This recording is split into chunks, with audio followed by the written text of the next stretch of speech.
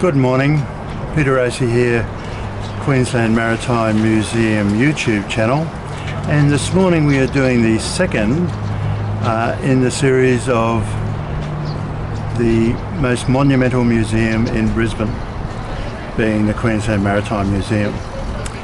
And I'm starting up here and you'll see why in a second. Second in the series is dealing with two engineering stars of excellence. One is for the Diamantina and the second one is for the dry dock itself, which is the reason why I've come up here, so that everyone can get an idea of the dry dock before we actually go down into the museum itself.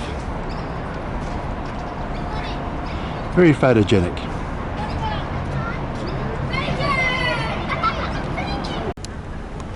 About to go in, and yeah, very happy and cheery staff are waiting to greet you. This morning we'll start out with the first marker that was awarded to the Queensland Maritime Museum, and that is the dry dock engineering marker.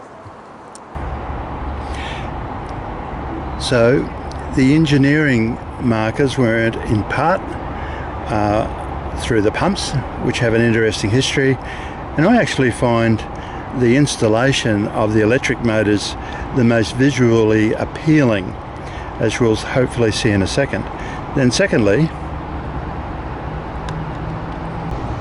the actual construction of the dry dock was a feat of engineering excellence in its own right, and even going down to the site selection, because this site rarely floods, and even during the 2011 flood it only flooded just barely. Unfortunately, it just overtopped the dry dock, and so the Diamantina floated and the Carpentaria sank. On this Labor Day weekend 2021,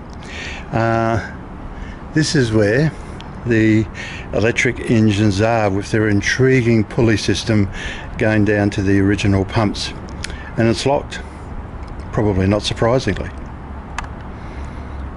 Second marker, engineering marker of excellence, was in relation to the Diamantina.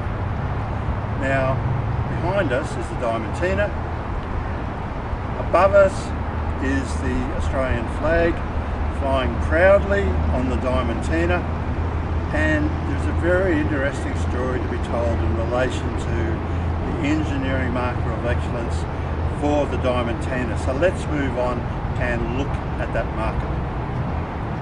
Before us is the engineering marker, which sets out the rationale and the logic as to why Engineering Australia awarded the Diamantina the marker, and it makes for very interesting reading. In this last part of the section of this YouTube, here is the official marker. Now the dry dock as yet does not have its full and proper marker, but I'm led to believe that it is on the way and it will be installed on site, because it is very important not only to get the information signage, but to actually get the formal marker itself.